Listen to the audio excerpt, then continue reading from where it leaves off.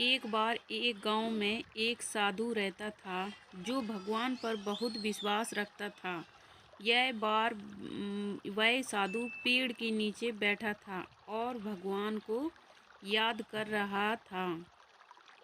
तो अचानक वहां बाढ़ आ गई। चारों तरफ पानी ही पानी। सब लोग अपने आप को बचाने के लिए ऊपर पहाड़ की तरफ भागने लगे। उनमें से एक आदमी देखा कि इस हालत में भी साधु जी भगवान की तपस्या कर रहे हैं। वह सोचा कि ये अपने आप को बचाने के लिए कहीं जा क्यों नहीं रहे। तो उसे साधु से बोला, अरे आप कहीं जा क्यों नहीं रहे हो? आप भी मेरे साथ ऊपर पहाड़ की तरफ चलो, नहीं तो डूब जाओगे।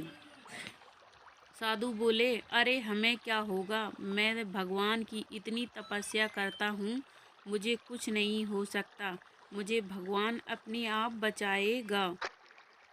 धीरे धीरे पानी साधु के कमर तक आ गया। अब लोग वहाँ से नाव लेकर निकलने लगे। तो उनमें से एक ने साधु से कहा, अरे पानी आपके कमर तक आ गया है, आप हमारे साथ चलो। तो साधु ने कहा कि नहीं नहीं, भगवान मुझे अपने आप बचाएगा। और वह नाव वाला भी वहाँ से निकल गया। कुछ देर बाद पानी इतना बढ़ गया कि साधु के सर तक पहुँच गया और अब लोगों को बचने के लिए हेलीकॉप्टर निकलने लगे।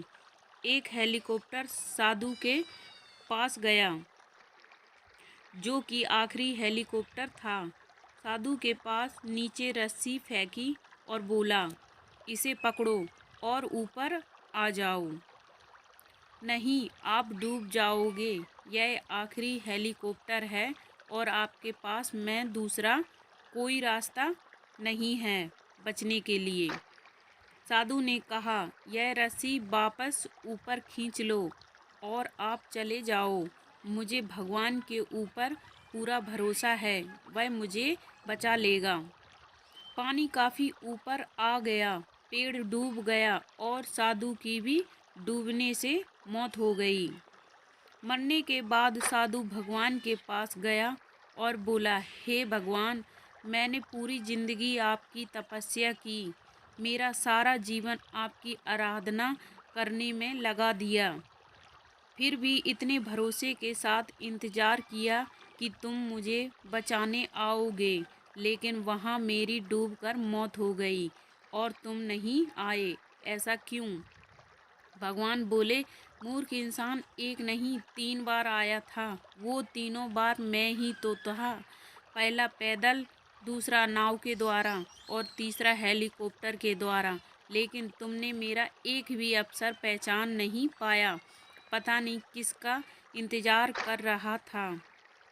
इस तरह से ज़िंदगी में हमें ऊपर वाला बहुत से मौके देता रहता है, लेकिन हम उस सब मौके को ठुकरा कर पता नहीं किस चीज़ का इंतज़ार कर रहे होते हैं कि वो होगा तभी मैं करूँगा, और इस बात पर अड़े रहने से एक वक्त के बाद वो मौका हाथ से निकल जाता है और हम कुछ नहीं कर पाते हैं। तो किसी भी अच्छे समय का इंतज़ार मत करो, जो भी करना है आज और अभी से ही शुरू कर दो।